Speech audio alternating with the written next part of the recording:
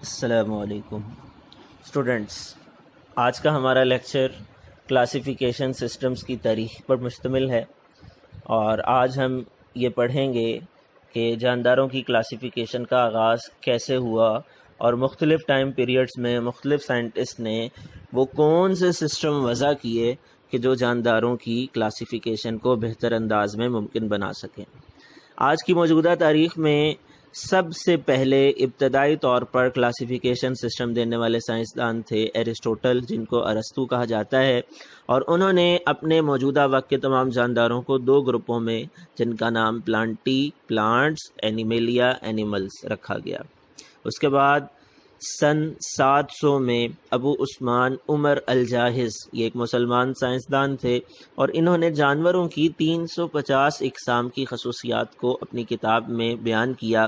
اس کے علاوہ چونٹیوں کی زندگی پر بہت کچھ لکھا۔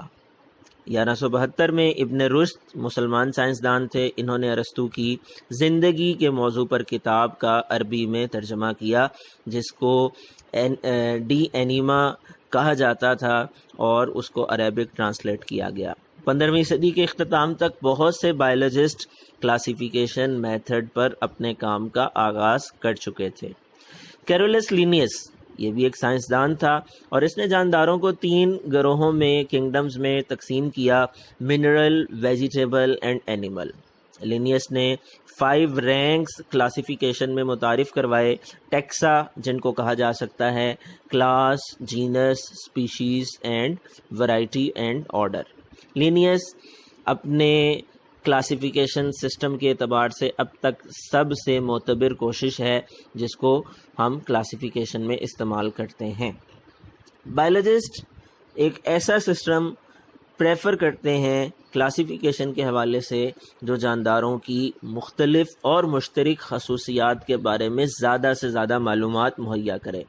ابتدائی کلاسیفیکیشن سسٹمز کے مطابق جانداروں کو 2 گروہوں میں تقسیم کیا گیا تھا، لیکن آج موجودہ دور میں سائنسدان اس کو قابل عمل نہیں سمجھتے، بنسبت اس کے ایک ایسا نظام زیادہ قابل عمل سمجھا جاتا ہے اور ایکسیپٹڈ ہے جس کو 5 کنگڈم سسٹم کہا جاتا ہے۔ تو ہم یہ سمجھنے کی کوشش کریں گے کہ 2 کنگڈم سسٹم میں وقت کے ساتھ ساتھ کیا تبدیلیاں آئیں اور یہ 5 کنگڈم سسٹم میں تبدیل ہوا۔ تو سب سے پہلے 2 کنگڈم کلاسیفیکیشن کو سمجھ لیتے ہیں۔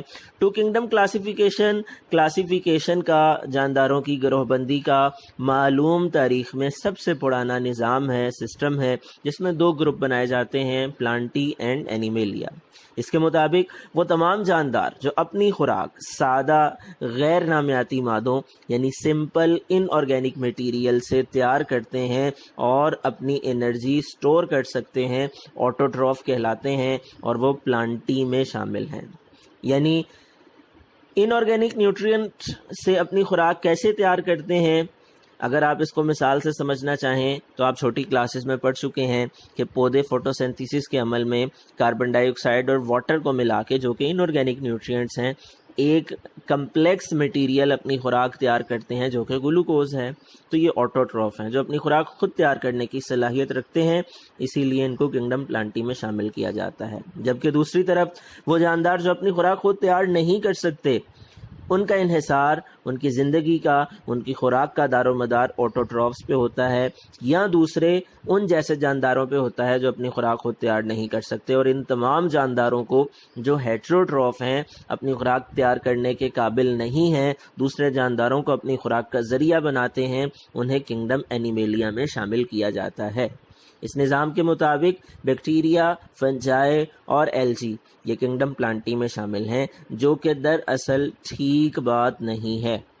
کچھ ٹیکسونومسٹ اس سسٹم کو قابل عمل نہیں سمجھتے، کیونکہ اس سسٹم کے مطابق بہت سے یونی سیلولر آرگنزمز جیسا کہ یوگلینا ہے، اس میں پودوں جیسی اور جانوروں جیسی دونوں طرح کی خصوصیات پائی جاتی ہیں۔ پودوں کی طرح ان میں کلوروفل موجود ہوتا ہے، جانوروں کی طرح ان میں سیل وال نہیں ہوتی، یہ اپنی خوراک خود تیار نہیں کر سکتے۔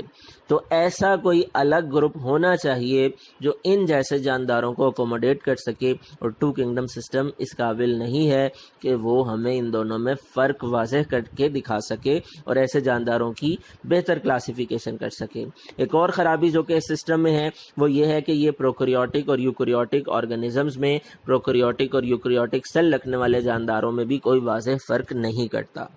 یہ تھا آج کا ٹاپک، امید ہے آپ کو سمجھ آ گئی ہوگی۔ اگلے لیکچر تک کے لیے اللہ حافظ۔